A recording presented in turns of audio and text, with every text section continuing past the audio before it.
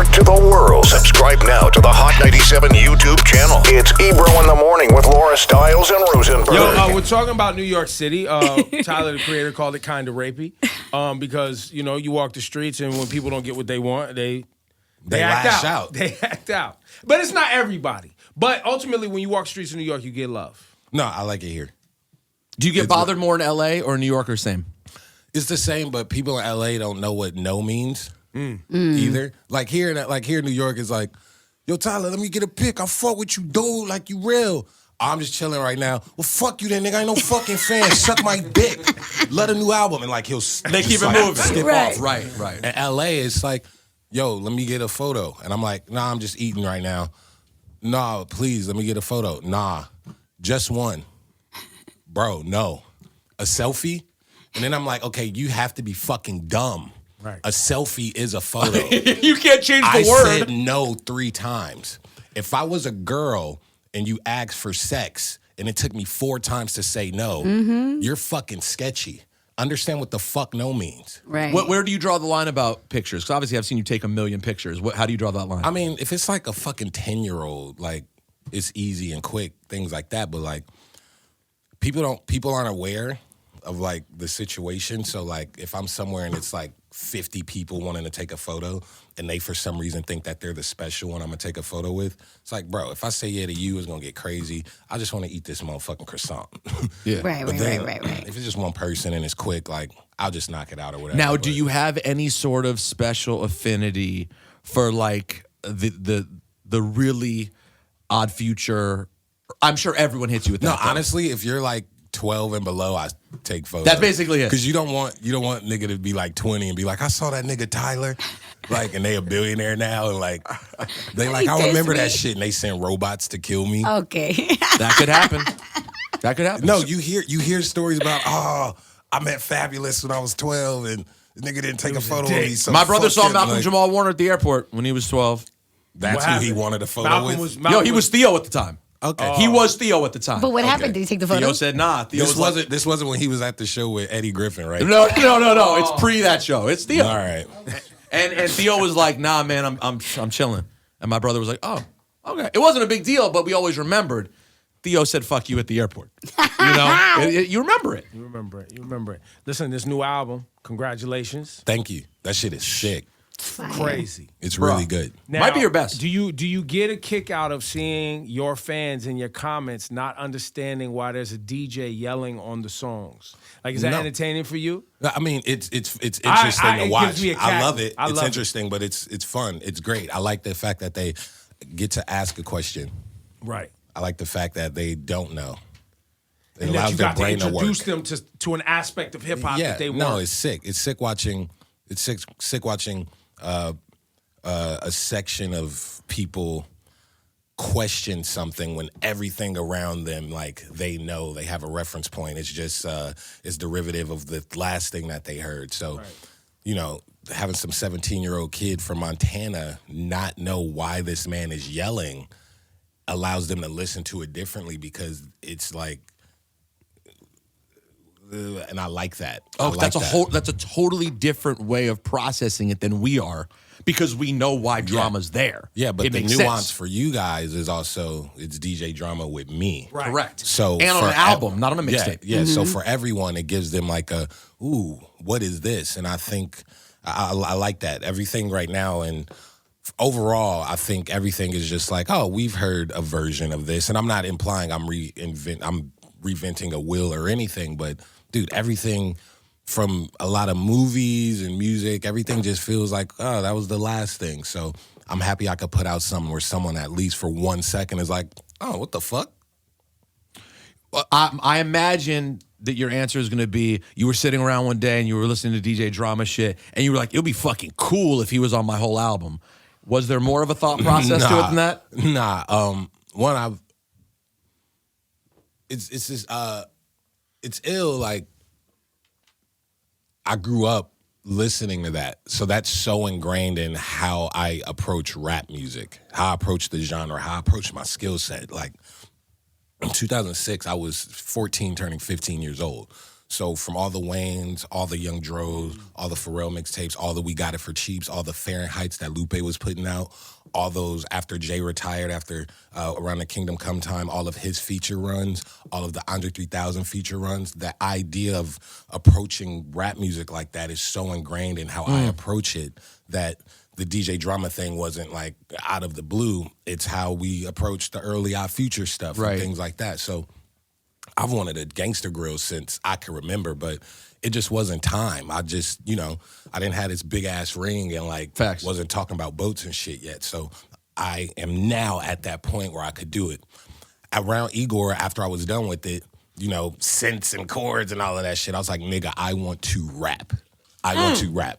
Like, I just miss rap. I put a few little Lucy freestyles out, but I just wanted to rap. So before I went to Australia, it was like December 23rd, 2019. I recorded like 3 little freestyles over some songs before we got on the plane. Listened to them all on the plane. And I was like, all right, yeah, it's time. I'm going to do it. Did that, Australia, just writing and stuff. And I hit Drama and I was like, yo, it's time. Literally, I hit him with that on some like rapper shit. And he was like, what are you talking? Knew. He knew. Because I've seen him a bunch. And always said, I want to do it. I was like, we're going to do it at the right time. So talk about time, right, for you. Because did you know, I've interviewed you now at this point over the years, early on, whatever, just seeing you perform, Rosenberg shows, coming to New York, your own shit, Odd Future, everybody coming through. And did you know that you would get here where you are right now? Oh, yeah. I told everything that's kind of happened, I've told people like 12 years ago, and people didn't expect it because they're looking at face value. Like they don't know what I know. They don't know my full potential. Y'all don't know what I'm gonna be doing in 3 years. I know what the fuck I'm gonna be doing in 3 years. I know what I'm gonna be doing in 6 months. But some people can only judge you based off what you've already done. So like when I would tell people like, hey, I'm gonna get a Grammy, and I'm saying this around the Goblin time, people are like, ooh, this nigga is tripping, right? But I'm like, oh, you guys don't know what I'm capable of and what I have planned for the next 4 years. Well, like even hearing you rattle off what you were listening to at 14, 15, right? Hearing, when you did Yonkers and you did, that Goblin stuff, hearing your rapping ability, I didn't know the musicality part. I knew the rapping part, the underground head part. I didn't know the keys, the arrangements, the sampling, the interest in music, the larger art of music that you have, which I think people are now really seeing on full display. It took a while, but, everyone gravitates to different things. So, like, a lot of people, like you, for example, you like looking at it from, oh, these young kids are rapping. Yeah. So that's exciting. So you're fixated on the rapping part. Some people who are really into playing jazz bass upright, right? They're listening like, oh, these are some interesting chords, something that you might not pay attention when you listen to music first. They're paying attention to that. For example, if I'm listening to a song, if I don't like the chord progression or what the drums are doing, I'm out. I don't care how lyrical miracle the person is. Facts. It could be a guy who loves books. He could tell you his favorite author, blah, blah, blah. He loves dialogue. He'll listen to that same song and will be fixated on what the words are saying. He don't give a fuck about the music. So I think people forget that they're paying attention to different things when they're taking in a movie, music, art, a piece of clothing. Some people are like, why is this designer hailed as a great? Because of his shape and silhouette and the way that it fits. And some people are like, but the colors are ugly. Well, that's because you're paying attention to the colors and they're paying attention to the fit. So you didn't notice the intricate musical stuff because that's not what your ear gravitated to first. And some people will tell you, oh, I didn't like the raps. They were too edgy, but some of the beats and structure, like, it was interesting. So that's also interesting to hear from you. Right. And also at the beginning, one of the things that people grabbed onto was the visuals that you guys did. Yeah. Because basically, essentially, those the first videos I saw, you guys were like scary. People were like, oh my God, they're bleeding in the videos. They're eating fucking bugs. They're doing all kinds of weird shit. And so to me, it would be I've always felt the no-brainer was like, we're going to find out that Tyler becomes a full film director. Yeah. That was the first thing I ever thought I was like, he's a pretty good musician. But the film shit is going to be crazy. Yeah, I'm very visual. And it's funny that people thought it was scary. And it's like, it just shows what real danger is. Because like, every rapper shoots someone in the face. Like, we get it. Like, but no, you get teeth and blood. You see blood and upside down crosses and some kids saying they'll fuck their grandma. Like, no, that's dangerous. That's real danger in the scope of shit, because we've gotten so used to like, oh, I got a gun, and it's funny that normal. At the time that was like, whoa, he said he doesn't believe in God. Especially when like the contrary ever rapper has a cross, and it's like, I want to thank God when they win an award, and it's like, God forgive me for killing niggas. Like, it's crazy that was dangerous. Yes, right? It stood out. But we were just like, I don't know. We just thought we were 18. We just thought it was funny. And it's crazy that people, again, saw shit like that and didn't think that it was actual thought or talent or skill behind that stuff. So when people are like, I wouldn't have thought you would have been here, where you are today, I'm like, that's because you're a fucking surface level idiot. I was watching your Lollapalooza performance yesterday with my man. He's a huge fan. And I thought about I think it was the BET Awards, was it the BET performance? And I see sometimes, like, correct me if I'm wrong, but do you feel like people don't embrace you enough in these award shows, or they don't get it? Because when I saw your performance, I was like, he fucking murdered this. Like, I loved it, but I felt sometimes like some people don't get it. And why is that? Bro, what do you think? It's reference point, dude. It's reference point of what you think is cool. Like, I mean, you've probably been around enough artists and art, and especially being in the industry that you're in, to understand like, oh, that's cool because of the approach, or the way he moved his legs takes skill, or just the idea in itself. Some guys didn't grow up around things like that, so they look at it and it's like, oh, this is weird, or it's just not them. I remember, I don't know who I was with, but I asked them, hey, why do every older guy take the photo like this? Like with the hand on the wrist. It's I think it's fucking dumb. I hate it. And I'm like, why? Like, every older rapper does it. Yes. I don't understand it. It's like, whatever era too. Finger point. It was that, but it's really no. This is lasting really though years now. Like, I was just on Fat Joe's really Instagram. I don't know why, but he did a photo like that. It's like a thing. And was I with Jay? I don't know who I was with. I was with someone. I was like, hey, what is that? And he explained to me, and he was like, it's based on age and generation. The drug dealers that they grew up around, when they had like the Beamers and the Mercedes and blah, blah, blah, when they would get a nice watch and a Rolex, that would be a subtle way for them to show it off. And that's where they get it from. Because when they were younger, they thought those were the coolest guys. So that was ingrained in them as the reference point of what's cool and how to pose in a photo. And they just kept that going. I say that to go back to the point that your reference point of what's cool could have some pieces of why you thought my performance was cool. Could be some niggas who were super deep in the rap. None of that weirdo shit. None of this fruity agenda shit. I don't be watching movies. I don't do none of that. I peel the banana off like this when I eat it type shit. Who would see my performance and be like, this shit fucking whack. And they're not wrong.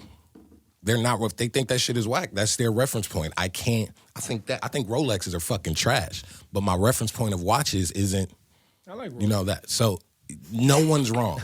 That's what I've learned when I got older. Like, kind of no one's wrong. Right, because everybody's entitled to but that is why you've always been, I think that's why you've always spoken to me and a lot of people like me, is that coming from suburbia, white kids of privilege were able to take hip-hop as one reference point and be like, I love this hip-hop shit. But we had so many other reference points because we were raised on stuff that was completely different. And I think what you brought to hip-hop is someone with a hard... Because one thing I've always known about you, even though you've always busted my balls and been like, you're old, fucking over it, you were a super hardcore hip-hop head, but you had this really wide range of reference points, which prior to you, Pharrell had...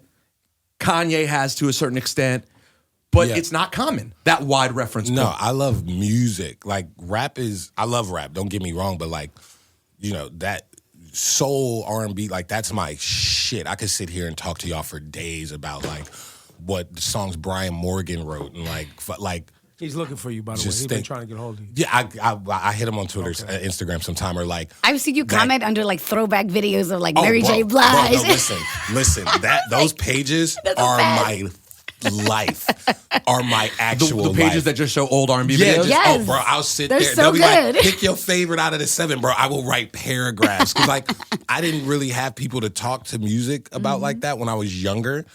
Overall, so, like, it's that, like, 13-year-old in me that just wants to tell people, like, no, Vivian Green's first album was actually very, very good. And, she, like, so I'm happy someone notices Yes. that. Back to that, but, like, you know, cool, KG did Naughty by Nature. But he did That Jeanne. man did not. That man, when he went and did Jeanne and then did the next album and then did the Coffee Brown and then did the Jaheim, like, Jaheim, that's, that Jaheim Yo, he did Coffee all that Brown. shit. but that's like, that's my, I love that Well, even R&B on, soul even on stuff. What's Your Name, the fact that you chose to sample this But bro, H-Town so that was the thing. That was just like, I was listening to that song and I was just like, man, this chord progression's crazy. Trying to figure it out, but it just didn't sound the same. So I had just looped it just to listen to it with the synth and stuff. And I ended up just rapping over it. And that song's first take. That song just first take, just doing it before I went to go get food. And I was like, oh, this is ill. And then I have a version with the bridge and everything just because the musicality is why I love that song. So let me ask you. So Flower Boy, melodic, you know what I'm saying? Like chords aren't, like, I'm like, okay, he leaned, because I was like, yo, he leaned, the melodies is crazy on this album. Like I saw what you was doing. Then Igor, though, the breakbeat choices, the way you let shit breathe, some of the songs where it's like, yo, you went from this and then all of a sudden some chords jumped in and you threw some melody on it, back to the breakbeat. Did you know? I mean, of course you did, but Igor, I guess what I'm asking is, did you know that Old Heads was gonna be like on Igor? Not, I know, I see people getting it now for the rap, but on Igor, that Old Heads would be like, oh, he gets it. Like, Not fully, but okay, so Igor is just Flower Boy double down, but a lot of people won't realize that because at surface level it seems so different. But Flower Boy is like, oh, the melodies and like he's kind of letting it breathe and he's not yelling much. Okay, y'all like that? Let me double down on that on the next album and give y'all melodies and let shit breathe and really bring these chords and like and all that stuff in it. So a lot of people be like, I like Flower Boy more than Igor. It's like, that's weird because I just gave you a more potent version. Right. But people don't notice things like that. 2, I think Igor was easier for the old heads because they have a reference point of what it may have been derivative of. Right. So like, I think it's just a 4 on the floor. Shit hard. It's just a groove. Right. It's literally just a groove, or the bridge on Running Out of Time, or A Boy Is a Gun is just an easy, like, you know, Prince Paul. It's just a loop. you can say Prince but Paul, shout him out. Prince, It's yeah. done. Prince Paul, like, it's one of those loops. So Yeah. I think What Prince Paul? even like motherfucking like What's Good, boom, boom, gotcha, boom. That just sound like the dude just standing on a DJ table just rapping at like a party. And of course I wasn't alive for that, but I do understand where some of that stuff comes from. And I'm happy you enjoyed that. Everything is reference point. Everything is nuance and reference point. As I got older, I realized that. Like, no one's wrong. Do you realize that you are the age now? I was just recently, when your album came out, I guess I was looking for old videos. When you first came in here, and literally every recording I have of you is you telling me, shut the fuck up, you old motherfucker. You fuck, you're so fucking old, fuck. You realize you're that age right now? Actually, no, it's all mental.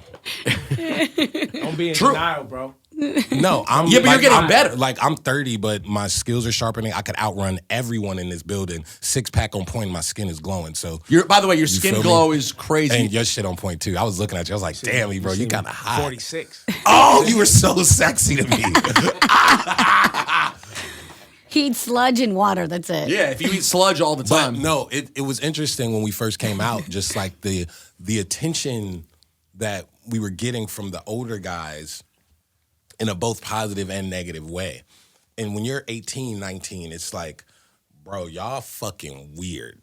In the sense of So is that why you were so obsessed on it? Because like, why am I trying to interview guys over and over again? What's going on? Well, I couldn't realize, like, for the guys who thought it was positive, who liked it in a positive manner, it was like, oh, you guys are bringing an energy that we haven't gotten in a while. We are enamored with you because we are excited and getting a feeling Right. that we've giving been us a feeling. voided of in a while. Right. I was like, okay, whoa. But now that I'm older, I like understand that and I get it. Then the negative side, you have people just like, this shit is whack, da-da-da-da-da-da-da-da-da, this shit is, y'all gonna last for 6 months. It was like, what the fuck you mad for, old head? Like, don't treat, like, bro, I respect this. I like the same shit you like. Like, why y'all being weird about it? So it was like a defense mechanism. But you also weren't so open about, I knew that you liked that shit, but you weren't always open about how much you really were a hip hop head at your core. Like you would sort of mock it to some degree. See, the thing with hip hop is like people love taking ownership of a moment. So again, I'm 30. I turned 30 this year. I was 14 turning 15 in 2006. We had Wayne, motherfucking Laffy Taffy came out around that time. Like, it was a different weird thing. time. I remember when we first came out, people kept saying, yo, y'all like the Grave Diggers. I'm from Los Angeles, bro. Dub C, Snoop Dogg, you know, High C, DJ Quick, that type of stuff was played on the radio more than whatever the fuck y'all was listening to over here when rap music was still regional. So my reference point of Grave Diggers was non-existent.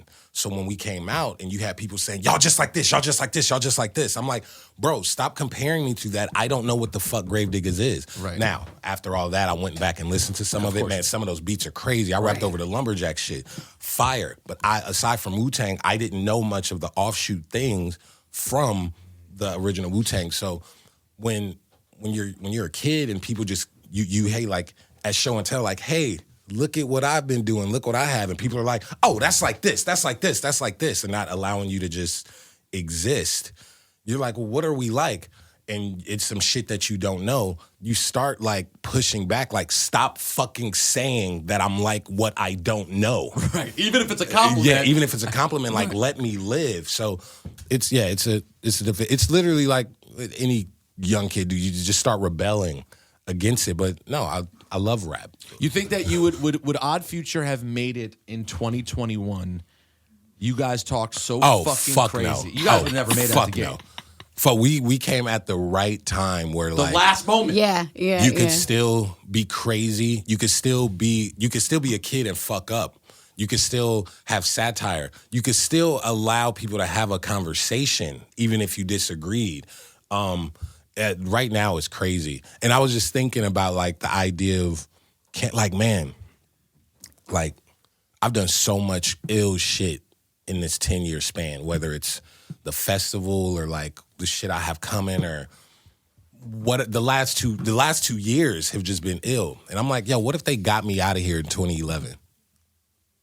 Like what if they got me out of here in 2011 and wouldn't allow me to get right here? And wouldn't have allowed you guys, allowed you to grow. Well, and also, like, when you got banned from England or Yeah. something? Was it? Australia, you was were it? indignant at the time. I remember. You was talking shit a little bit. Bro, because it was crazy. It was Australia too, yeah, though, it was right? Australia. It was the whole UK. It was New Zealand. And it was like, bro, I was here 3 weeks ago. You were starting, what they say you accused of starting violence or something? It was like, yeah, I was like promoting violence and racism and homophobia and like violence and like from songs I was like, bro, this song's been out for years. What are y'all talking about? But it's like people just go back to stuff and like, oh, look what he used to do. And it's like, yeah, but I'm not on that no more. So what's your end goal? What like I'll be like when people go back and dig up old stuff from someone who's here now, it's like, hey, what's your end goal? Because I want to ask them, what is your end, but what's the example you want to set? That you will always be held accountable for your actions. But accountable, what does that mean? That's the part that I don't think. What does it mean? Yeah, because if is the goal, you shouldn't do that. You should change and be a better person. I've been not even me, but to whoever they're doing. Right. I've been a better person for the last 9 years. That was 10 years ago. What are you doing? So what's their end goal? But I think people like doing that to make themselves feel better about themselves. It's like, oh, look, I care about something. Yeah. I wasn't on the basketball team, but look, we're rallying up and getting this guy out of here, right, guys? It's like, what's the fucking end goal? Oh, everything you just said, and I think it's power and control. Look, I was gonna, we had a baby performing at Summer Jam. And, a lot of people have canceled, the baby from their shows. But here we are a week removed from people canceling from the baby, and you have Miley Cyrus and organizations saying, no, we want to talk to him. We want to help. We want to. Good for them. You know what I'm saying? That's nice. But I think to your point, and the reason I bring that up is to your point, I think there is a point where many people do want to figure out how to have a conversation. Either figure out how to have a conversation, or I think some people don't care. Again, it just gives people some shit to do on their lunch break or while they're passing or like sitting on the subway just waiting. Like, I think some people genuinely don't care about some of the things that they're complaining But about. some people do. Because I, like, for example, I woke up this morning, I showered. I could tell. Very clean. Put my clothes on. Me and Vil went downstairs, grabbed his butt, said some gay jokes. Hey, let's go get this fucking croissant. Clancy, how'd you sleep? Sent some text, checked Instagram, looked at a meme, a funny meme. It said, having a baby is just keeping cum as a pet. Hilarious. I laughed. Oh, man, what am I going to eat later? Ooh, I got a link with my 2 friends to talk about these speakers. Oh, my other friend about this photo thing we're doing. Ooh, I want to go get this ill pair of socks later. Oh, fuck, my mom called. I'll call her back. Oh, crap, they got to redo the window at the house. Oh, whatever. Oh, we're here? All right, let me run upstairs. Oh, my ID. Oh, I'm here now with you guys. After this, I have something else to do. Blah, blah, blah. I don't give a fuck what someone else is complaining about because I have my own life. And I'm okay with being fully selfish with what the fuck I got going on.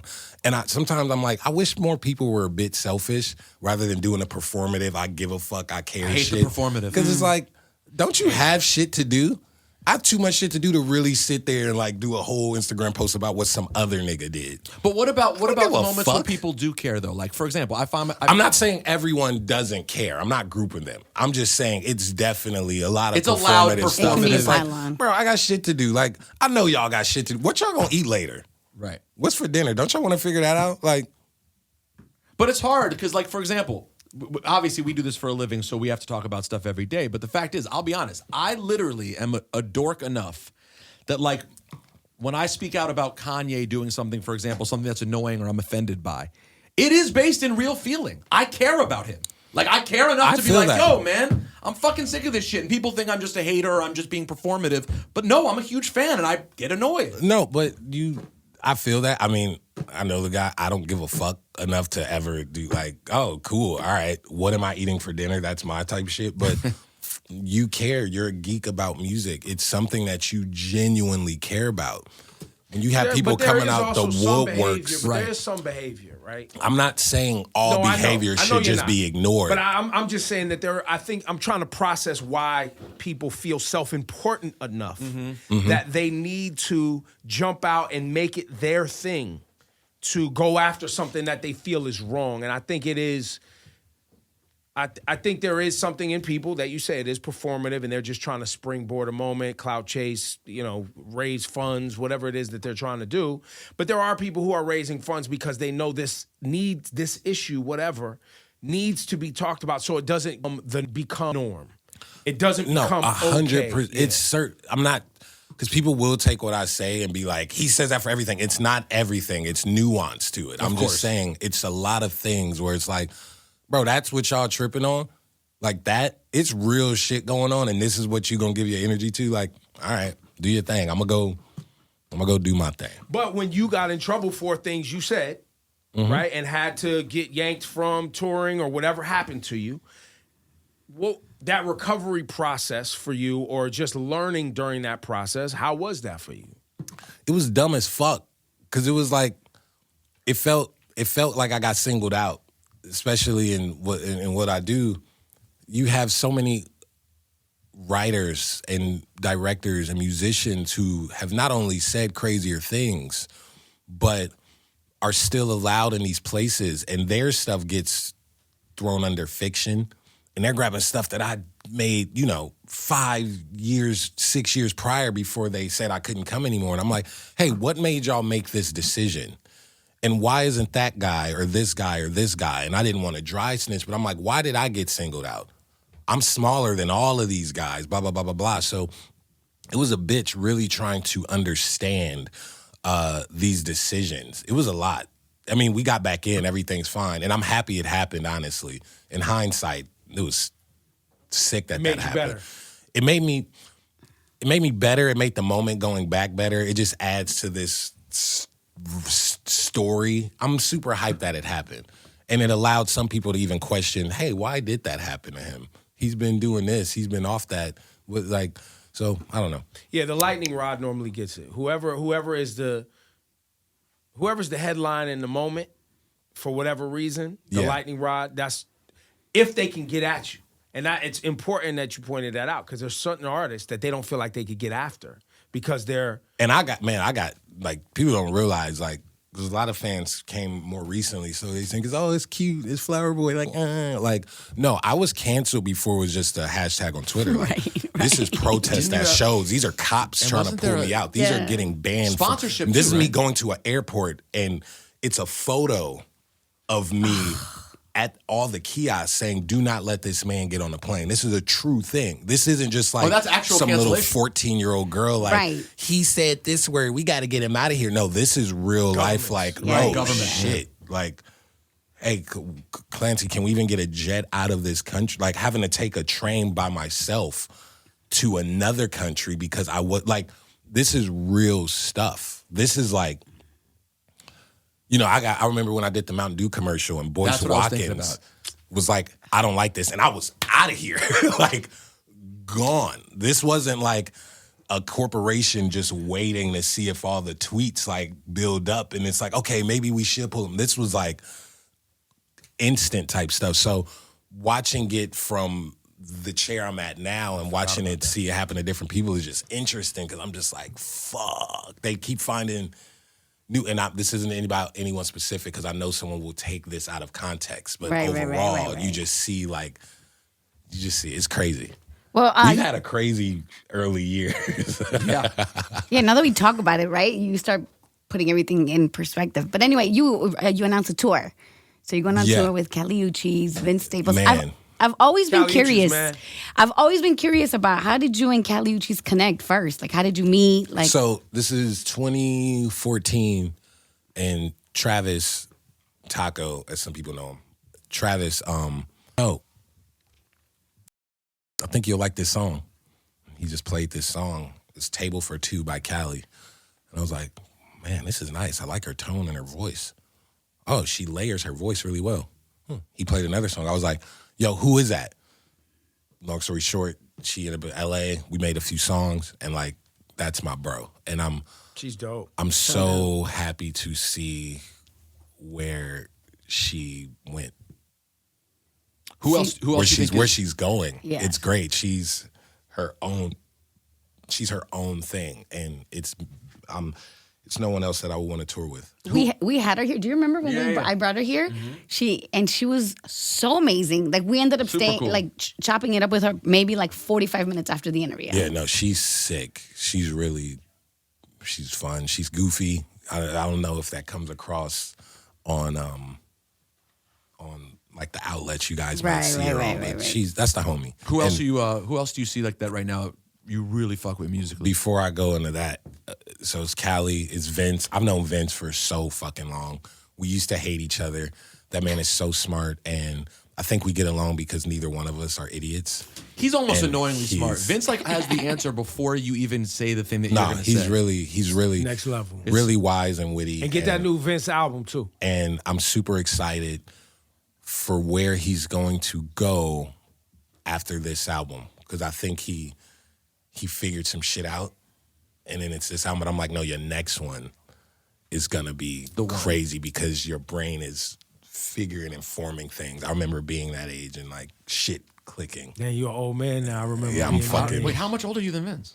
I think like 3 years, but like shit didn't click for me till like I dead ass went through puberty at like 23, 24, 25 was like, oh, that's what that is, and then 26 is like, that's when I figured it out, and that's when Flower Boy came out, and then Igor after, and now this, and you could just tell in tone, like, my skills got sharpened and everything I figured out, and like, it's just thinking of like Jay putting his first shit out around that age, or Ye putting out his first shit around that age, or like P and Chad going on their crazy run around that age. It's like, oh, it's something about that age if you allow it to where everything just starts doing this. So I'm like, man, if I put Flower Boy out my first album, it'll be crazy because Flower Boy to Igor to Call Me If You Get Lost is crazy. We was just talking about how It's you got 3 in a row. This is like three in a row. 3 in a row. But Cherry Bomb was my. Yep. I was getting a mustache and my body was, and I was figuring out, oh, red is the color red. Like everything was coming together. So having my first 3 albums, then Cherry Bomb in the middle, and then the next 3 just that. It's really. I'm proud of that. I'm happy I allowed myself to. Congratulations, man. Thank you. Some people don't get that. Some people stay stuck at the idea of themselves when they were 20 or when they were hot, and they stay that way. And that's how you get old. But you got pushed. I think the experience you just articulated, that pushed you a little bit. I think just your musical desire. Well, my want, I never get complacent, my curiosity, things like that happening.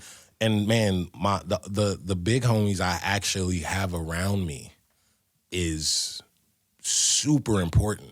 Like, people's big homies be like, some people big homies be in and out of jail and this and that. And it's like, oh, that's your reference point? That's who you look up to? And I have big homies around me who will call me and be like, hey, you tripping. Like who? Or big homies that say, hey, let me link you with this person so this could happen. Like, obviously this man right here. Like, I owe Clan, I'm forever in debt to that man. Like, forever. Like, I will take a bullet for him. He changed. You're talking about Clancy. Clancy. He changed my life with Spiderweb, to my family, to my friends, to people that, like, it's deep. I love that man to death. Then you got Pharrell. People like, oh, you such a fan, you such a stan, but like, bro, my Converse deal wouldn't have happened without him. He helped set that up. My doing the Grinch soundtrack. Yo, like he set, like, man, that man looks out for me on some, like, I talked to him for an hour 2 days ago. He'll just call me 7 a.m. and we just talking. Like, of course I love and admire that man, but like, he really looks out on some big homie shit. Mm-hmm. Jay, man, love that. Like, I have big Frank, Gerard Carmichael, Dev Hines. I got big homies around me that really care and will be like, you tripping, or no, that's the move, do that. And yo, that just fed my theory about Gerard Carmichael being Illuminati. Why? Because how did Gerard end up in that group of big homies? They're like the same age, and Gerard is amazingly talented, but people would look at it from the outside and go, how could he be your big homie? You've almost surpassed him in business. That's what people would look like. Well, people, because people are fucking surface level and think, oh, you got, like, no, I got big homies. I probably got more bread than, but what the fuck does that mean? But they're teaching other things. Who cares about? But I mean, what makes him that? Like, what makes him a big homie in terms of the advice someone like Gerard can give you? He's a genius. Just like smart that. He's shit. so fucking smart. We was there yesterday talking about, like, I don't know. We'll really just all kick it at his house and just talk for like hours, and just like I learned how to articulate better because of him. And I think I was always pretty, like, articulate, but I was still super erratic. But just being around him, I learned how to, like, really articulate and get my point across and cut the fat with certain things. And things like little things like that I pick up on that I'm just so grateful for. But that's big. But that's huge. Some people don't know how to talk. Some people just be like, yeah, that shit was cool. Shit was crazy. And he's he expresses himself so well. He expresses himself so well. He knows how to speak. His vocabulary is so rich. It's things like that I admire, and he has very good taste in very, very meticulous, like, the best toothpaste, and like he knows where to get the best brioche.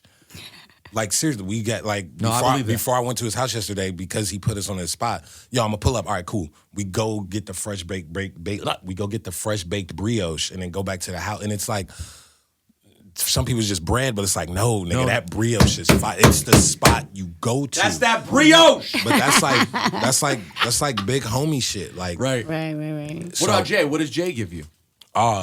Just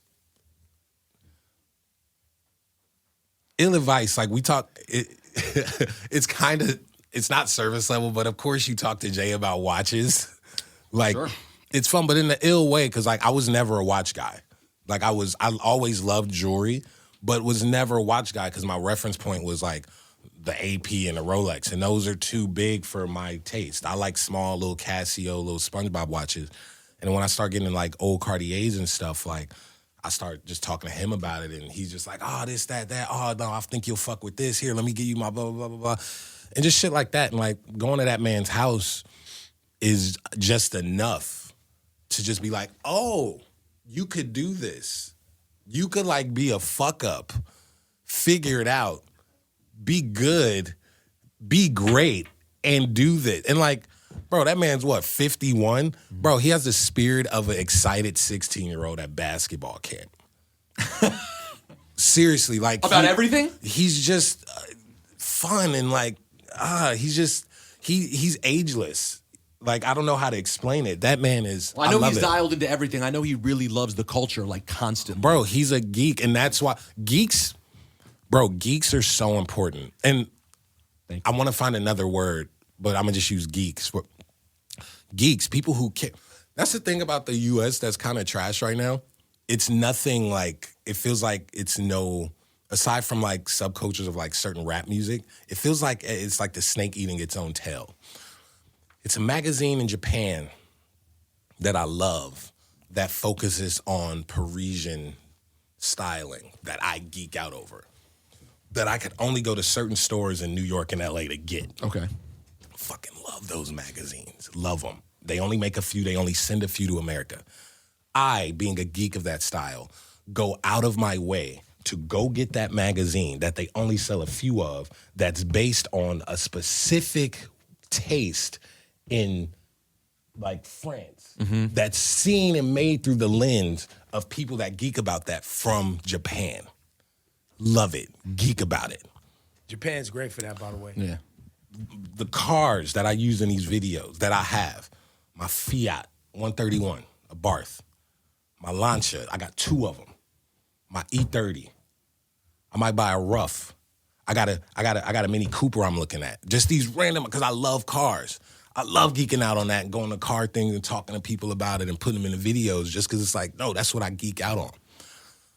And in America, like I check academics every day, but academics don't post me unless it's something negative. Tyler say some such shit. Right. Tyler, it's never about like... There's a lot of times you can post it. That's a boring headline. I know, but it's like, I don't get the Tyler sold this out or right. had the performance. Well, you don't post pictures holding stacks of cash. Right, but it's not a bad thing, but...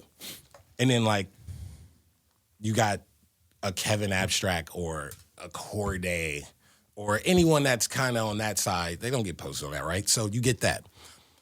Double XL isn't what it was 15 years ago. Not in a bad way, just things change. Same with The Source. The only major rap thing that really look at shit is the academics, right? And I was just, this is getting to a point. Complex, they're like a multimedia thing anymore. They don't talk about style no more. GQ only matters to 58-year-olds and up. Where do you get the style clothes from? Some 18-year-old off Instagram that's popping more than them? But they're just copying what the next dude copied and this and that and this and that and this and that. Everything is just being regurgitated out here in the U.S. and it feels like what's new? What are people geeking out of? What do if we went to yeah, it's like all on an IG page. Yeah, we went to Six Flags like 2 weeks ago, and the kid had on like I think it was a TLC shirt. Not that it's a bad thing. I don't want to be like name 5 songs. Like I don't want to be one of those people.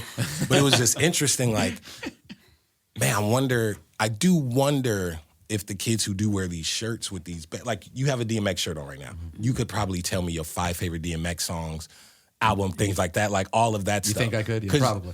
Because you're a geek about Correct. something. I don't know. I just feel like no one is geeks about a specific thing and wants to share that information because it's no information at the learning you don't because feel the like same you don't feel 5 like things there's are, outlets for geeks is what you're saying. yeah, I just don't know where to. You should make that. You got Monocle Mag and you have like a few niche things, but it's like, where aside from posting on Reddit, like where do you? Well, yeah. Where What happened fucking, was those things fell apart because they couldn't keep their funding, right? They couldn't. and keep it sucks. It's like a bummer. Like, dude, MTV doesn't even play Nothing. No, nothing. music videos No. anymore. Like, where do you go? And of course, you could just go to about how we've never seen a brand get decimated the way MTV's brand decimation. It's all But Teen where Mom do you and watch ridiculousness. videos? And someone could say YouTube, but people again don't even have the time to search stuff up. So if it's not on the front page, bro, it's a dub. And it's a few niche things, but I don't know, man. I just miss a world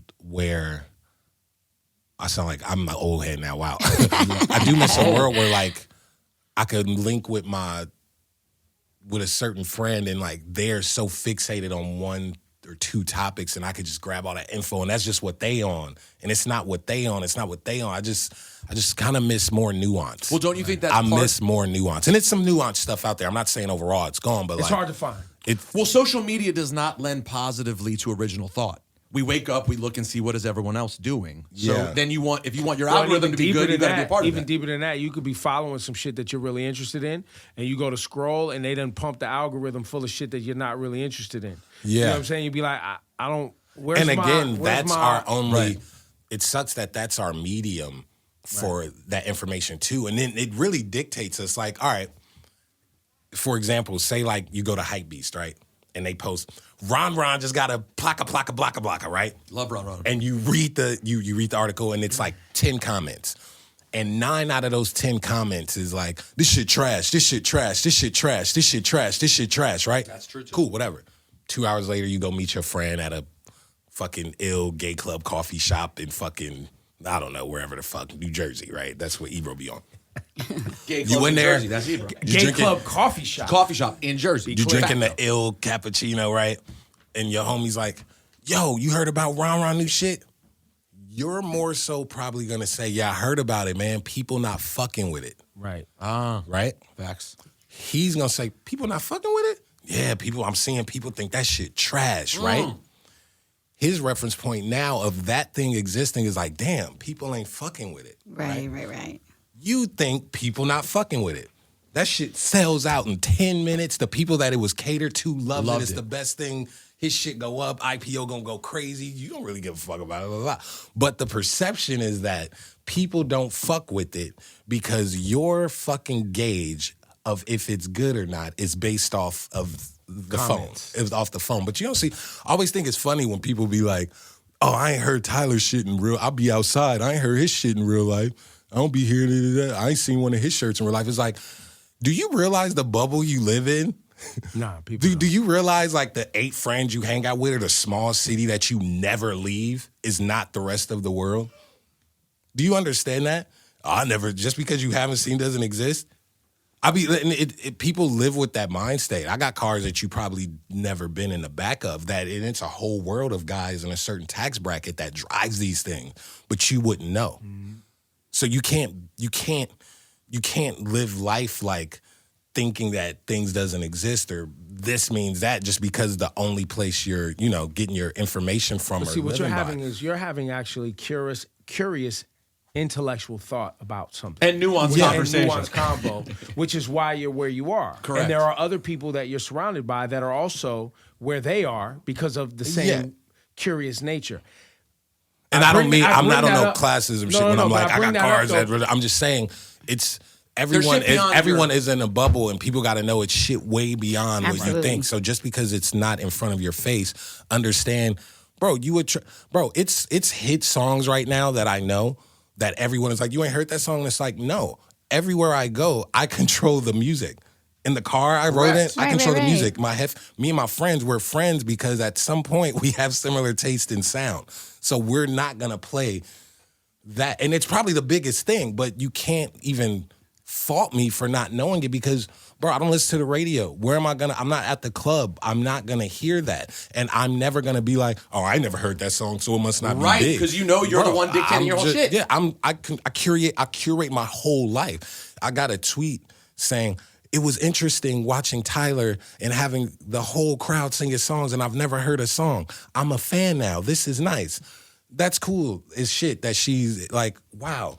In Lollapalooza, I headlined Lollapalooza. Whole crowd singing album cuts, bro. And Earthquake was my first song, like, for real on the radio. Yes, like, first hit. Niggas be like, we heard the Yonkers instrumental during, like, car commercials and, like, and See You Again. But, like, no, like, Earthquake was my first thing. I did not get my first platinum record until last year for Flower Boy. Yeah.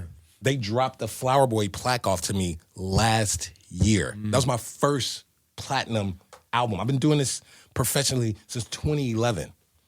My first platinum that's so. I mean, was like, but it's not a bad thing. Okay, no, it's not a bad thing. I think Yonkers was just only gold. I headlined Lollapalooza yesterday, but if you only listen to the radio, or only shop at Forever 21, or only go to the club as your social thing, you would not think that I am at a level that I'm at. Because that's your only reference point. Everything is reference point. It's the most interesting thing. That's why the guy that's like, I don't hear that shit. Nobody playing that shit outside. He's not wrong. His outside is wherever his outside is, and no one is playing my shit where he is. Right.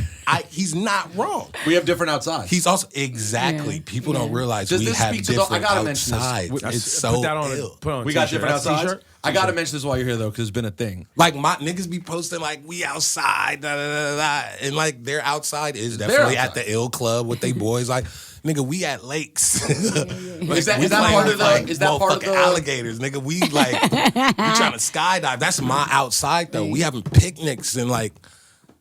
Is that part of the whole Khaled thing? Like you felt like at the time when that conversation happened, bro, that Khaled thing was like. It was fun. It was just watching a man die inside because the guy that, the weirdo was winning. I was moonwalking in a wig. This nigga had everyone on his album. Everyone. And it's like, oh, no. This bridge gonna work.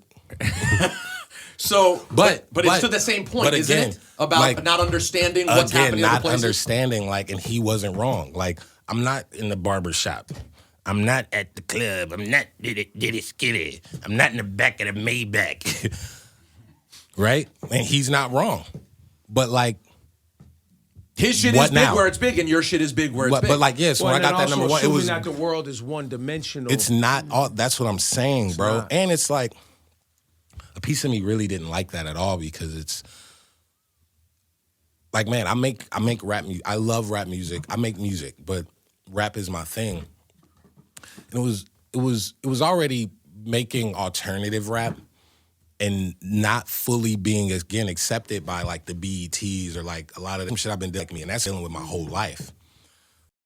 So for some guy like that to kind of indirectly be like, that ain't real rap, that ain't real black music, that's what it felt like. And I was like, my nigga, don't do, but I didn't say nothing. I just let that number one speak. Nigga ego had to deal with that because his whole identity is being number one. And when he didn't get that, that sat with him longer in real lifetime than that moment. I moved on. I went and did some shows. We went to London, cool, didn't think about it. That sat with him because his whole identity is we the best, we the number one. And when the underdog to him took that away from him, that nigga ego was deflated. He'll probably never admit it.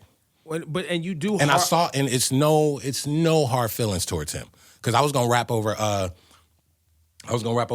You got the right one. It's Weezy fucking holla at me. I was gonna rap over that for the Call Me If You Get Lost shit. I didn't end up doing it, but like, man, DJ Khaled, man, what he's done, and he was an underdog too, and built his way up too from nothing, from pirate radio. So I do have some sort of respect for him because, man, like again. I was 14, 15 in 06. And when he was coming out. 05 to like 02, like but he you was still doing have, this but shit. See, the thing about it, like in listening to you and even watching you, even when you was at Lollapalooza, talk about people who didn't accept you, and now I'm here. You know what I'm saying? People who didn't embrace me, but now I'm here. Watching you tell that story. You have a competitive nature. Of course. That's right. Come on, I'm just saying. I remember like that shit people take it differently. Pause. Like that type of shit feeds me. Like that shit makes me. I love proving people wrong. Right. I love it, and people be like, it's petty. Like, bro, how you a millionaire still doing that? But people take things differently. But you want to rap the best. You want to make the best flows, the best videos. I love this shit. I love it. You want to do your best. Right. You want to be the best version of yourself. I do personally. I don't know about other motherfuckers, but like. When I won that, when I was telling niggas I'm gonna get a Grammy when I was, 19 years old, and people was like, "You'll never do that, bro." I would like those tweets because I know I'm gonna get one. I know I'm gonna get multiple. I know it, so I like them, and I was like, "Oh, it's gonna be ill when I get it," and I quote retweet this, and I did that. As soon as I got that Grammy, I was like, "Yay, my niggas! Yo, P, my mom, like, cool." Can't wait to quote retweet that. Just for myself. It just feels like I love that shit. I love that shit. I love it. Well, I love it. But even like I think back to Pharrell when they was first coming through, I'll call it for lack of a better term, that kind of like subculture of hip hop. That kind of like BMX skate. Niggas try to put you to the side when you don't when you ain't parallel with them. And it's like, nigga, I'm better than you. Nigga, my necklaces is better than all y'all niggas. For real. Like my fucking But my like you shit's said earlier silly. though, they're not wrong based on but their they're bubble. not wrong, but I'm not wrong. And it's like, don't push me to the side. Like all them little cars y'all got, like, nigga, that's nothing. And how about the rapping But I don't too, say like I'm rapping, I'm performing my video, all my shit better How than about every all of these freestyle? niggas. How about every freestyle As I you've have ever more put up? career. I could walk in. I'm iller than all of these. My legs is longer than all of these niggas. But it's like, all right, cool. I'm just do my shit. And they try to push you to the side and keep doing that. And it's like 10 years later, I'm still here, bro. My career has only been doing this. Only been up. It's niggas who was the hottest shit in 2012. Where the fuck they at right now? Niggas push me to the side and give me, that nigga weird, and we could and I'm fucking here right now. Right now. Skin glowing, pockets heavy, garage silly, house dumb. Looking for a lake house right now. Clancy my fucking witness. All my niggas good. Family good, healthy. The shit I got, come on, stop fucking playing with me. It's not a game. I don't even talk like this, but niggas keep doing it. Talk to them, Niggas on the internet, message board niggas, they'll trade their life for mine easy. Stop fucking talking to me. Stop fucking talking to me. Let them know, T. And I'm getting better. See, that's the thing too. I care. Right. I care. Someone I know. Well, be specific about the caring though. You care about being. I care about what I make. That's why Jadakiss. I have 2 points. That's why Jadakiss was so ill the other night. I was gonna ask you Jadakiss about is so ill. Of course he could rap, right? Of course he could rap. Again, I grew up in LA. The locks wasn't as prevalent in Los Angeles as like the Dog Pound or like what the East Siders was doing for just LA radio, right? Yeah. But How much time I got? So you knew. No, Okay. So I was in Houston the other day watching the Locks and Dipset, right? And me, I'm just like, oh, this is gonna be cool, but I think Dipset got this, right? Bro, Jadakiss, bro, that man cares. He gives a fuck. Every time he would perform, him and Styles P, it wouldn't be 80 niggas on stage. I just noticed it was like space. He kept making a point to say, hey, we are home. We are in New York where like rap started. We're at Madison Square Garden. We are known. We have a name. We feed our family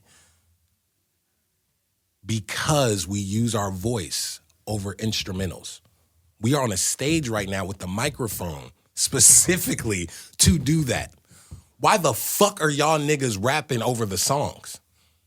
Bro, when he said that shit, I was like, he cares. He gives a fuck. He wasn't too cool to care. He wasn't too cool to care. Dipset, you that can't they're be cool. too cool, because if you too cool, you gonna freeze to death. Right. Niggas be trying to be too cool and that's not what be happened. silly and always try to be hard. And it's like, bro, you look dumb. Bro, when Jadakiss said that, I was like, oh, I think I'm in love with this nigga. Because it was ill. Then he said that and just went straight to rap. Bro, this nigga's, I have asthma. I try my best. When I like get really excited, bro, it's like too much. I'm like, oh, I can't breathe, right? Performing on stage, especially when your adrenaline's up, like it's a whole thing. Of course. That man's breath and voice control, him and Styles, it was, and these guys are older. Like they not like no young 25-year-olds. Like these guys are older and they look healthy. Like this nigga Jadakiss skin was good. Like he cares. That's the Juice thing. for Life. Yo, shout out to Juice for Life. Yeah, Styles P. Shout out Styles P. Green Man, juice he is be all like day. really trying to help me because they care, bro. Yeah. They give a fuck. They Styles opening P. up a park in Yonkers right now. Bro, because he Yes. cares. Styles Juice bars. Styles P could walk in here and geek out about sea moss and fucking elderberry and all this shit Yeah. because he cares. This nigga Jadakiss was on stage actually rapping because he was doing mixtape shit that I've never heard that at that moment was going harder than when Dipset Anthem or the other things came on because he cared. And it made me think, man, being cool, having the biggest songs don't matter all the time. It's what is your skill? What is your discernible? What is the skill that you bring? What is the fucking skill? And when I saw Jadakiss do songs that, mixtape tracks that aside from, it was 600,000 people in there. No disrespect to Jada, because a lot of people probably didn't hear a few of those mixtape songs. Right. Overall, he had everyone's attention. Why? Because he was on stage with the fucking thing, sharpening his fucking tool, his skill, because he fucking cared. The point where I was going was, it was someone that told me this 2 years ago. They said, "Worry about, you gotta worry out the color of the clothes and the dance at the Grammys and the video colors and the lookbook and all that shit. Nigga, I put out a song and it's a fucking hit, nigga. You care too much." And I was like, yo, that's crazy. You poking fun at me because I give a fuck about the brown with the blue or how the video shot or the musicality or if my performance is good or not. Okay, we'll see. And that stuck with me because it's like, bro, you don't even realize the geeks, the ones that care, that give a fuck, that it's passion, whether they do it for free, they're the ones that stick around. Jay, he cares about rap.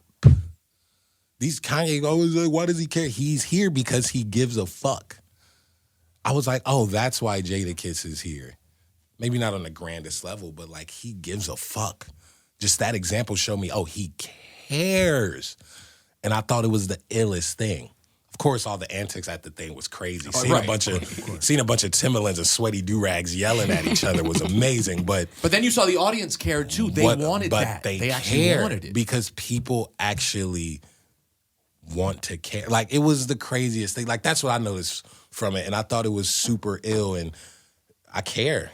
I I give a fuck. Well, it shows. And, and more power to you. You know what I mean? Because that more power to you. That legitimately keep giving a fuck. That legitimately makes a difference. Like, you make the culture better. You make rap better. You make all of it better by caring, bro. Like, it really is. It trickles down. It's a big deal, man. I hope so. I really hope that people just care about the shit they care about. Like, I think Jasper is like my closest friend, and man, that nigga's a geek about like anime and like all that shit. And like, while it's not my thing, I love if we drive by and he's like, bro, that car is shaped just like the car from season 4 of this thing right here. Like, I love that. Please just keep sharing that information that I can't get from nowhere else. And I want to hear more of that in just rap music. Yo, and that's because niggas be like, I'm in a foreign, like, nigga, Honda's a foreign. Get specific, you fucking bozo. And I love some of that shit. Like, I don't want to sound like how y'all was sounding like 5 years ago. No, like, we just sounded like that to you because you wasn't there yet. Right. You're here now. Yeah, you here now. You sound like Diddy at the Hate Me Now intro. You here now. Dude, the Hate Me Now video is beautiful. Yes, it is. Beautiful. A lot happened with that video. Beautiful. I know. It beautiful. I remember being 7 and seeing that shit on BT before school. That's a beautiful... Man, see, fuck... I'm kind of down for bullying sometimes because we need it to tell people shit is trash, but sometimes bully... Like, I was thinking about... They got fucking Hype Williams out of here because Belly wasn't what they thought it would be or whatever. I like Belly. But Belly's ill. I love Belly. What? But it's Yes. but not on no cult shit. Like, he had his own style and applied it just to a long form thing, and people were like, and I don't know if it scared him or people making him want to do another movie, but it's like, he's still out here working. Hype's still out here. fuck. But yeah, but like you could tell, like when he came back 05, it was like it wasn't the same energy. It doesn't have to be the same on paper, but the energy was kind of different. And I'm like, man, Belly, like, why did we do that? Why couldn't we let this exist as its own thing, man? Hate Me Now is crazy. It's crazy. He even did the backwards E on his name. He was being silly. Like, fuck. That shot, it's a shot in the fucking thing when they're in the club, and this nigga Diddy got a fat ass yellow diamond ring on. Nobody probably gives a fuck. I love jewelry. That shit is fucking fat. They came with the fur, with the Frank Lucas thing, and then like even the coloring when they're standing on top of the bodega, just the red and yellow with all the blues and the blacks. Like, man, Hype was on some other shit. The unnecessary fire, but it was good. The fire Probably blow spent up, an extra but like, $50,000 for that. But yeah, it was so good. See, it paid off. It was an idea. Yeah. He cared. On this album, there's there's a piece where you talk about your mom coming to school, and you know about how your mom used to show up and she was psychopath, dude. Well, but there's something in there. Hearing you talk right now, and I wanted to ask if that was real, but it probably was real. What you was talking your mom talking on the album too. That was mom's, but also hearing you talk about how much you care about shit and having the space. Because some people don't even have the space. Like, they don't have the protection of their ideas from their community. My mom and allowed me to fucking be a butterfly. Because I wasn't, like, I was definitely climbing roofs and, like, being crazy. But I wasn't, like, tough and shit. Right. And niggas, I walk up to, hey, what's up? Hey, check out this Jamiroquai CD. Which one? Get that faggot ass shit out of here, nigga. Like, that. And niggas would treat me like, and my mom wasn't having it because she knew I wasn't on no shit like that. So she wouldn't let niggas punk me. Right. Bro, it dead ass. This is a true story, 7th grade, 2003. Outside with some of the neighborhood kids. One kid says something to me. I say something back because I was like witty and funny. Say something back. He says something to me. They laugh because it's his friends. I say something back and they are laughing. And he didn't like it, and the nigga punched me in my fucking face. Like, punched me in my face, in my mouth. I had braces at the time. You get punched in the face, your lips are instantly like this. I'm just looking at him bleeding, and I'm like, oh, fuck. I just walk in the house. My mom's on the phone. She's like, yeah, bitch, I'm making chili. I'm making chili. And then she sees me, and she's like, what the bitch, let me call you back. And she hangs up and she's like, what the fuck happened? I'm like, you can't talk. And she's like, who did it? And I'm like, Papa. Is a kid and they called him Papa. That was his nickname. He was like, well, Papa did that. She's like, who did that? Papa did that. Okay. She went in the room. I didn't see if she grabbed anything. Came out. She was like, come with me. I'm still bleeding. Like, I haven't even clean yourself up. She takes me out. And she like, hey, you hit my motherfucking son? And that nigga's like, oh, shit. And he runs home. He lives on the next block. She's like, come on. She starts running after this nigga, bro. Now I'm running after her, but like my lip fucked up. There's blood everywhere. And I swear to God, this off Cranbrook, 125th, Hawthorne, California, off El Segundo. She run, blah, blah, blah. He go in the house, close his door. She out there. Open the fucking door. Open the fucking door. You hit my son, I'm gonna throw you off this fucking bridge. Nigga, I swear. The mom is out the window because it's this weird apartment where you go to the back and their front door is downstairs. Then you go upstairs, then that's the apartment. Mm-hmm. And the mom's looking out the window or whatever like, what's going on? You the mama? Bitch, I'm gonna beat your motherfucking ass too. Bring your fat ass down here, you overweight bitch. I'm gonna beat your hit my son. Look what you did to all this come out. Bro, they had to call the cops to get blah, blah, blah, like shit like that. Like my mom was down to catch a fade with anyone that fucked with me. And because of that, I was able to exist. Now, she did put me in basketball in 7th grade, and I did not want to do that. I played one game. It was horrible. I cannot picture that. I didn't even know I was supposed to be at the free throw line. It was bad because I didn't like play sports and shit. But aside from that, man, like she just allowed me to. But even that don't put you into a space that she knew you was uncomfortable with. I got in a fight so you there. could have the experience. They kept calling me white boy. I slapped the fuck out this nigga, bro. Oh, that felt good. But you feel me though? But that shit is important. Yeah. So that shit is important. I had that protection. And she tried to expose me to as much as she could and just raise me. Like when I was 12, she was like, for your birthday gift, aside from this stuff, you're gonna learn how to wash. You're gonna go get an ID. You're going to like all types of ill shit like that. I had my first job at 15. And like I knew how to save money by then. So my mom went to Sacramento when I was 16 years old. I stayed with my grandma in LA, but she was old as shit. So it was like She moved to Sacramento. Yeah. When I was 16, I stayed in LA. I had no parental guidance. I was really on my own. But she raised me knowing that I wasn't a fucking idiot. Right. And knew I could take care of myself. I knew how to save money, blah, blah, blah. Started the OF shit, like really did my shit. And now I'm here. I've been like kind of running businesses since I was like 16. So I thank her for instilling some of those things in me.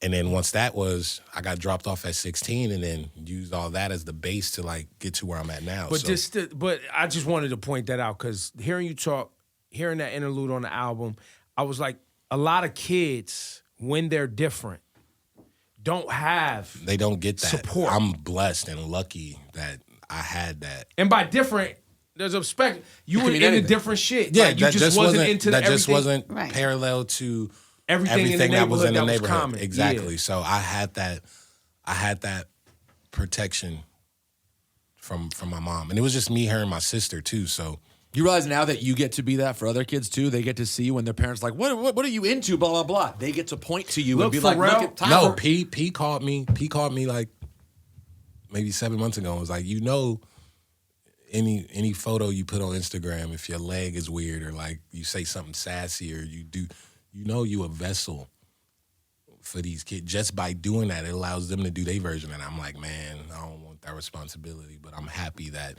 someone could look at me as a safe,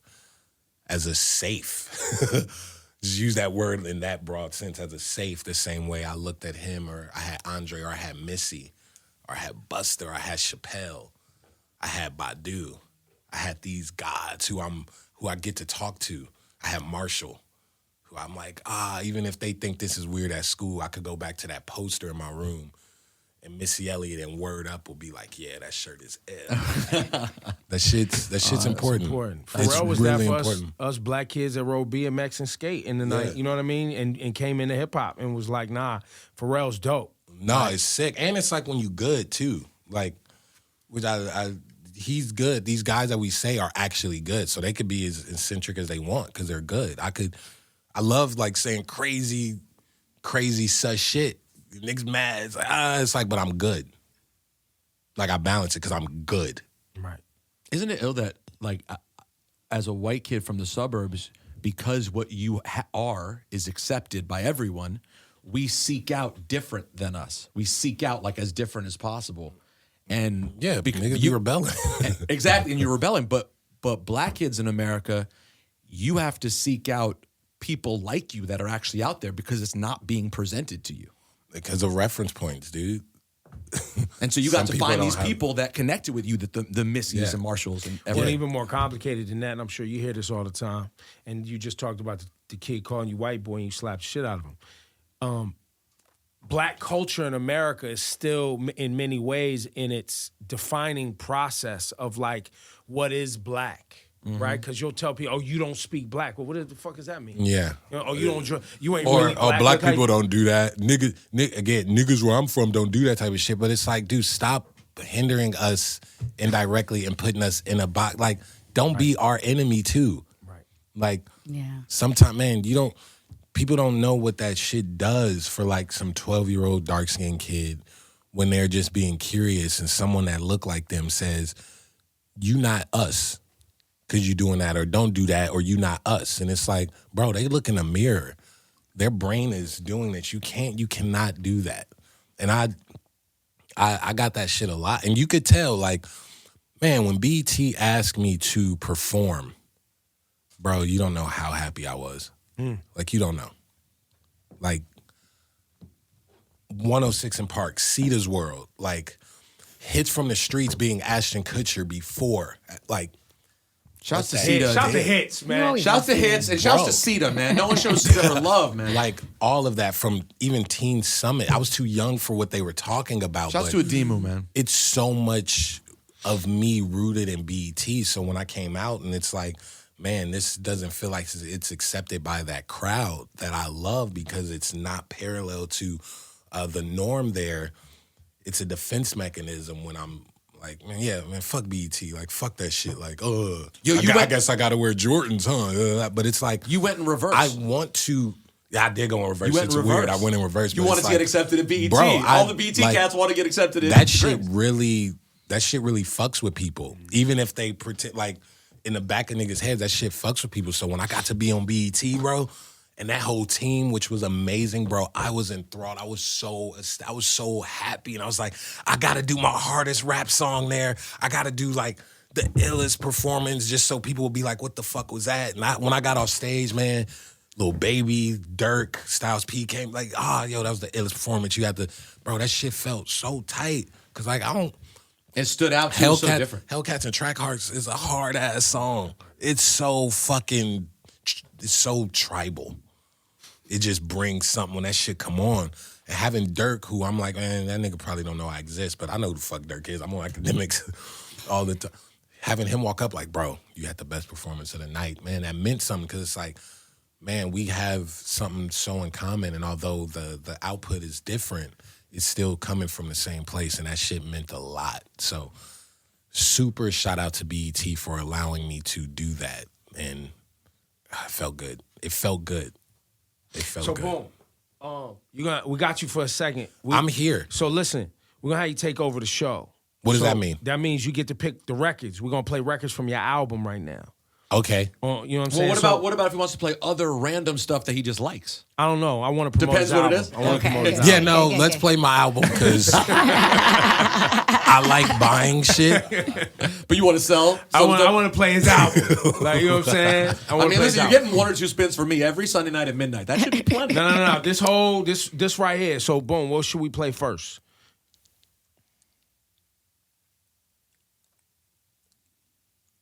Are you taking too long? Start with Lumberjack, man. Give him the first joint. Yeah, you just play Lumberjack. I knew his brain was like, no, just play the album in sequence. That's why I put it in order already. You know, it's done. It's already in order. I did the work Tyler, for the you. creator's here, Rolls man. Royce, pull up. Ebro, Laura Rosenberg, man, thank you for the real talk today, man. So sexy, dude. What? You're really into Ebro. I'm not. Honestly, I'm not, but it's crazy that, like, No, physically, he thinks you look great, though. Oh, I think Rosenberg's a little jelly. I think... I'm trying to grow a beard in. Dude, it's not easy. It's not easy. It's not the move. I've been trying. You've tried It's too? gross. It's like the process sucks. Like you to had get like to where little he is, islands. It's not even... it's like... So even for my mustache, all the follicles are super far apart. So when it does come in, it just... And like, you can ask all my... You got whiskers Dude, for real. you can ask all my friends. I'm like, it looks good. And they just... And They say, I don't even want facial hair like that. But the option isn't even good. Right. You don't even have an Like, option. it's great. And I just look like I stink. Oh my when it comes in. I gosh. actually look like I stink. And you smell great in real life. Yeah, and then that all changes once this, like... Is what you have on today lotion with the fragrance in it, or you have a lotion wearing fragrance cologne. combo, or cologne. you're just wearing cologne? Nah, it's just a fragrance I'm wearing. Yeah, just a Hold on. fragrance. What's the difference between a fragrance and a cologne? The same thing. Yeah, I mean, it's... I have a smell good on. You have a what? I have a fragrance on. Okay. And that's a cologne. But no? it's not like a brand, Yes. like it, or It's not... I mean... Sure, it's cologne. It's a fragrance. It's a Because fragrance. I smell like a fucking purse. I smell like a flower. So I guess you wouldn't technically say it's Well, cologne, but I that's don't so dumb. It's just a fucking fragrance. Yeah. He walked in. I felt like my grandmother showed up. Yeah. You smell amazing. Yeah, no, it was like, but in a pleasant way. You know, like I felt Tyler comfortable. smells like you walked into an expensive luxury store. You smell That's- luxurious. And who are in expensive luxury stores? He is a walking expensive luxury store. Yeah, that is true. I'm all right. It smells good, though. Smells great. The luggage that you often bring out on stage. You're really into luggage, or you're just making a point? I really love trunks. Or trunks, excuse me. I love trunks. I love luggage and trunks. Trunks And are such a crazy item. Which is probably why he loves it. Do you collect like vintage ones? Like, I like have a crazy wall at home of them. Most expensive trunk you bought. What's the craziest You got one one in of the them stash? old Louis joints, don't you? Yeah, like 'cause the those- super Yeah, old. I'd rather not say the price. But which one is it though? It's a Louis one.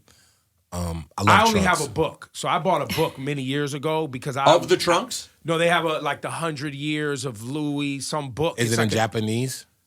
It's not in Japanese. I don't know where it was made, but it's a Louis Vuitton of like the history of their trunks. I have one of those. It's an old one. Because I wanted to get rich enough to buy trunks. It's a piece of history, bro. That's what I really love that. I mean, I travel with them. He travels with a trunk? Yeah, What I mean, it's not the big. 1960? It's like ill briefcases, like. But you don't take the big trunks. No, not the big one, but I have a nice size one that I love them. I don't know, and I haven't gotten to the point where I could even comprehend my passion for them. But there's no way to comprehend that. It's crazy. I get it. No, it is. It is because is. I just love the idea of being able to explore and travel and leave have everything and just like, but not even everything. I love only having like 3 outfits tops with me. Can you make that sense of that? And it's like, I do all the time. oh, like 3 when I look, outfits in a trunk? You can explain getting a $10,000 trunk with 3 pairs of pants in it? Calm down. We're having trunk talk. See, this is what happens. This is exactly what happens. You're squashing our love. I think you're trunks. thinking more of the price rather than the actual piece of how it's great cool. it's put together, how it'll last for Yes. longer than we're alive. And the price in 50 years is more than having to keep buying a bag if you keep that piece, if your lifestyle permits that you're going to be traveling for a long time. Now, again, it's reference point. I see it as an investment. I got my one piece. Not only is it nice and it's great and it goes with the silhouette, how I'm dressing and how I travel, I could pass that on to a kid of mine or a younger cousin or whatever, and it could still be intact and used in the same format 40 years from now. By the way, I'm with you 1,000%, and I don't care about the price. I have a jukebox in my house. I'm into weird shit. I'm with you. The only part that I thought was funny was, I'm like, oh, cool, you have a big trunk. You can have a whole summer's worth of stuff. You're like, nah, I put 3 outfits in there. Well, yeah, well... The point is, you can have try to clean it up now, a summer's worth of shitting clothing. on the trunks, and we was really into the Just trunks. let it be. And you're one Just of let those it people be. in our community that when people like something different, you want to shit on it. I think the trunks are cool, too, but fill the fucking trunk, man. Oh my God. Well, I don't need much. I have that, and I love it. And your shirts are very thin. They don't take up much space. Yeah, you just have to bring the nice slacks and. Yo, pick another song, T. Corso's Cat's one's favorite. Cat, I love Corso. That was for me and Rocky. And he never got back to you, right? No. Well, he did. It just wasn't in time. I love Rocky. Talked to him a week ago. Y'all was in the studio together for a while, just like. Yeah, we have so many random like ideas and rough drafts. I love working with him. He brings something out of me. Pause that like. I don't know. Why bring something out of me? Put something into use a pause. See, pause. But bring something out of me just sounds weird. It could be nut. Oh, because it could be anal beads. What he brings out is jizz, is what you're saying. Why do you have to go there? But why? Pauses are so ridiculous. It is, but I say it to be ridiculous. Yeah, I say it to be ridiculous, so it's almost. But there are some things that are pauses, like man, when especially New York, niggas be like pause. Like I tried to give someone a hug, and it was like, bro, we ain't on that. I'm like, it's so sad how deeply rooted this shit is. Like you can't even show affection to someone that you care about because you think someone else is gonna think that you're gay, and that's why you probably shot that man last week because of that pent up shit. It's deep shit. It's deep. All right, Corso. Tyler the Creator on the takeover. We gotta play What's Your Name? Something.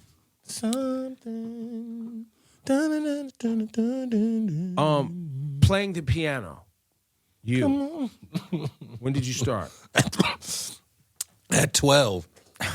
Really? Were you one of those kids who learned on YouTube? Like, were you self-taught? No, I don't even think YouTube was around when I was 12. YouTube came out, I think, in 2006, so I was 12 in 2003. Gotcha. Got it. So I was like tinkering around, and then once The Love Below came out, I learned She's Alive, track 15, off that album.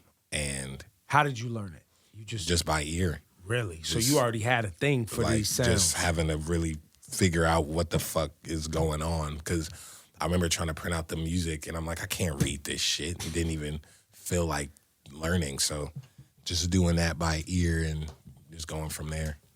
Fire. On how many records, when it says produced, written by Tyler the Creator, there's a lot of people who make beats. There's a lot of people who make loops. As a producer, right, somebody who is bringing in other instrument players, creating loops, playing instruments, writing songs, can you talk for people who are just learning about that process right now? Because I know you got a lot of fans that don't really know the difference. Beat making, and it's, I love beats. Beat making is just making a beat. It could just be the loop. It could just be the bass idea. But producing. Are you a producer if you're a beat maker? No. I don't think so. Okay. I think it's a way to differentiate it. Producing is like really making this 4-minute 100%.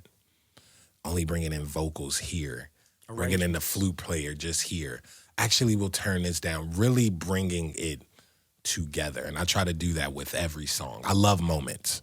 You listen to one of my songs, I love moments. The little do-do-do-do-do that only come in once, or like having that bridge only come for 4 bars. And people are like, why didn't you loop it? Because of that moment. Oh, at the end, that one sound only coming there. Only having the vocal pads on the second hook.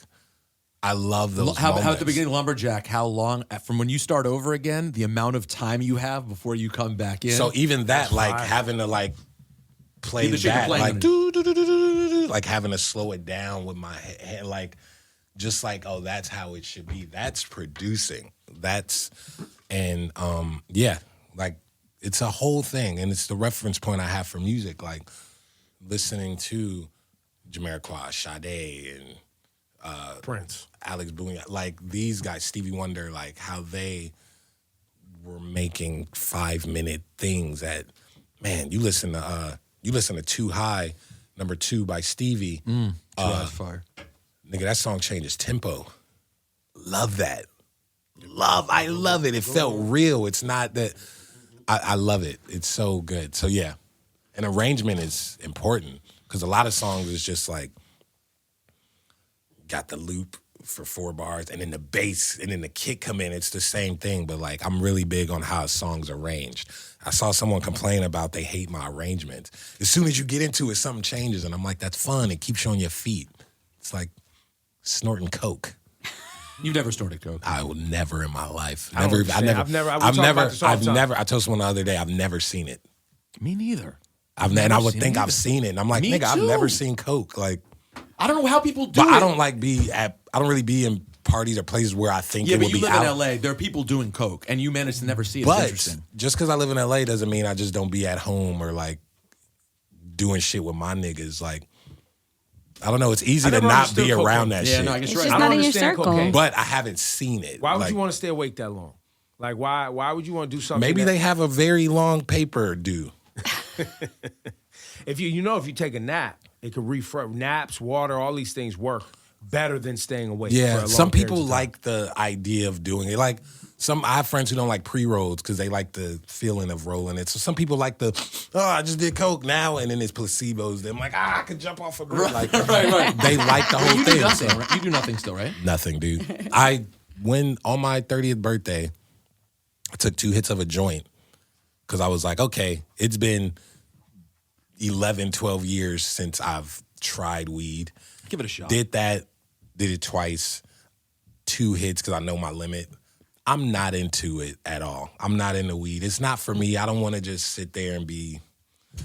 And no, to whoever does it, do your shit. But I've tried it again 10 years, 11 years later, just to make sure it wasn't something. I respect You you. get try. high on other shit. You get high on music. You Bro, get high on life. nigga, get high you on play other me. shit. Nigga, play Feel Like Making Love Today by Donald Byrd, Isaac Hayes. Nigga, that bridge takes me to.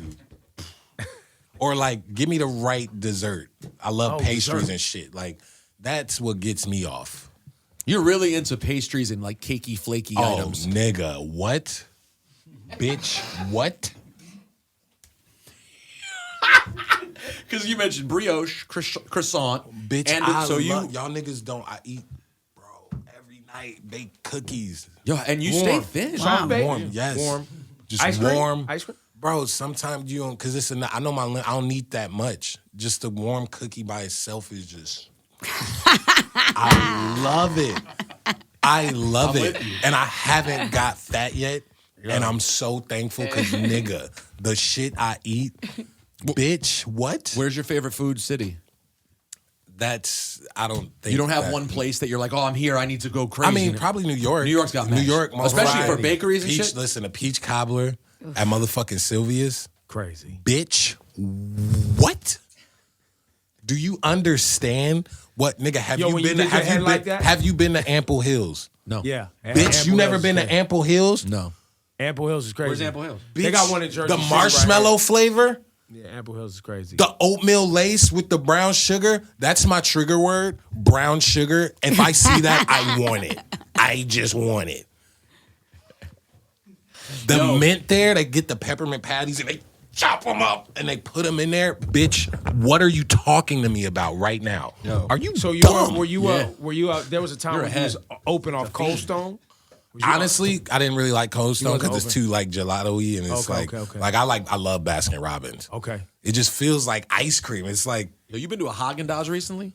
not recently. Yo, Haagen-Dazs, that's a different level. I thought good. Haagen-Dazs was foreign for a long time. You know, it's like from the Bronx or Brooklyn. So. Oh, really? Yeah. But Ooh, it's New German. York. It's Haagen-Dazs. They just gave it a name. I read it on Wikipedia. It could be fake, but that's what I thought. The coffee chip, You are a sicko. different. For having coffee chip? Coffee chip is like your go-to flavor. That coffee chip. I feel it. You do your milkshake thing. is- I'm happy for you. You found No, what makes thank you smile. Thank you, fan. And listen, this is who I am. That's who I am. Yo, let's play Massa, man. That song's great. So why'd you... It sounds like a breath. It feels like you catching, like it's, I don't know, it's ill. Let's play it. Tyler, the Creator, taking over, man. We're running through the album. Call me if you get lost. Tyler, the Creator's here. What did it mean to have Lil Wayne on this album, man? I love him. He's like the best. He keeps getting better. He honestly keeps getting better. And I think people don't realize he keeps getting better because some of the beat choices are like whatever. That man has only gotten better on some technical shit in a good way. Unlike Marshall. Marshall got too good that it's like gross. Like too technical and good that it's like you're right. Bro, we can't even fathom this. Stop. Wayne is like In a pocket right now. tastefully good now. Right. Like not now. Ooh, excuse me. He's been good, but like now it's like just watching one of the greats keep getting better. Like even Jay, like watching Jay get better is like it makes no sense to me. And I love working with Wayne because I just love hearing him over the beats I put him over. From Smuckers to Dropping Seeds to How Wind Blows, it's like a tone. And it's like, it feels like only I could put him in that tone, and I love it. Would you ever do a whole record with someone like Wayne? If he was like, yo, I want you to do a whole record for me. Produce my entire album. I would be open to it, but based on like scheduling and my attention span and how I work, I don't know. Cause like, I wake up at 7 a.m., studio 11, try to leave by 7 or 8, go to sleep by 10.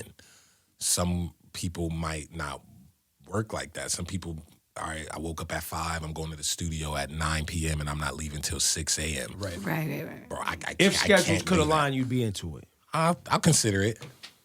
It's hard for you to commit to producing someone's entire album. The thing is, too, I don't like even saying certain shit on air because people will try to hold you to that idea. Okay.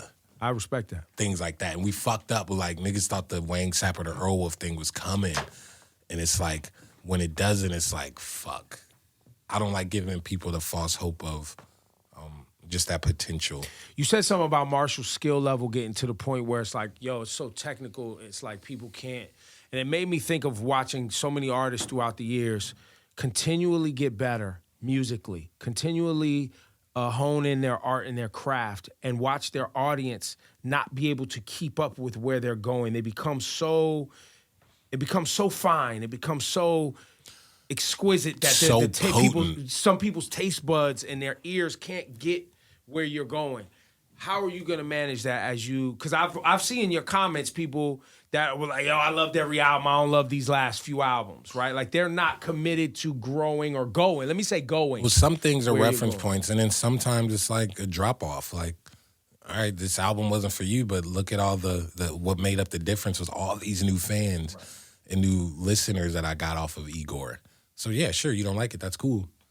But look at what this did, or like, I didn't like Goblin, but like, look at like, it's okay, it's fine. Like Eminem's fine. It's Right. girl, who the fuck am I? I don't matter. This nigga Well, no, still I was more selling. concerned. Like, do you think about bringing your audience along and making sure Bro, that people I just keep try up? to do what I'm doing. I like it. I try to execute. Execution is important. I try to execute the highest level that I could for what it is and do that. And if you're along for the ride, you're along for it. If you're not for it, It's okay. And you also care, as you said And earlier. I care. You care and about that's black why music. I You care about execute. hip hop. You care about doing great art. I care about me. By the way, he cares about performing, and if you're watching this as of Friday, tickets on sale for the whole tour. Yeah. So you can go get tickets to see Tyler in your Oh, town. and shout out, I didn't get to Teezo Touchdown. If you are not familiar with him, that kid's an alien in the best way possible. It's weird in a good way, but it's accessible. Check him out. Teezo Touchdown? I was excited. I learned about him on Run It Up on your album. But then when I finally saw a photo of him, I was excited that he leaned in on the touchdown part and was wearing football pads. And I was like, there you go. Might as well. Staying on brand. I'm working with this. He's tight, man. He's thinking about what he's doing here. I'm so hyped for him. He said, he texted me yesterday and said, thank you for bringing me on tour and thinking of a small artist. And I'm like, bro, you're not a small artist. They just aren't familiar with you yet. Exactly. And should we play that, John? Run It Up with Teezo Touchdown. Tyler, the Creator's here. Yo, Tyler, man, thank you for your time today, man. Tyler, on your way out, did Clancy show this to you? I sent it to him the other day. What is that? Oh, wow. Wow. It's a picture in this hallway right here from 2012. That's so wild. Of Tyler and Biz. Rest in peace, brother. Oh, wow. Yo, my homie sent me. Where the fuck is my phone? Tyler and Biz Marquee 2012. Yeah. My friend Lionel sent me a song by him. I think it's called Young Girl Blues. Young Girl Blues is my favorite. Man, that produced by song is Salam Remy. good. The structure's good. The beat is great. I love the narrative. The narrative aspect. Like, it's not that much storytelling in rap that I've come across as it was back then. They were really into it. Really cool song. I just wanted to say that's that. so funny. Literally, that is my all-time favorite Biz song. Really? And it's a random song. It was on All Samples Cleared, I think. Yeah. Salam Remy did it. Beats fucking fire. And he tells this whole story of dating a girl. I mean, these days that he probably get canceled. No, it's really in the it's like a pre-hook and the music kind of change. It's really It's good. a dope It's record. cool. I want to find that instrumental. I have it. We got to close with Juggernaut and What's Your Name back to back. You good with that? What's Your Name, big hit off the album? Or you want to close out with something else? Play. What song were you gonna play? I was going to play Juggernaut and then with What's Your Name back to back.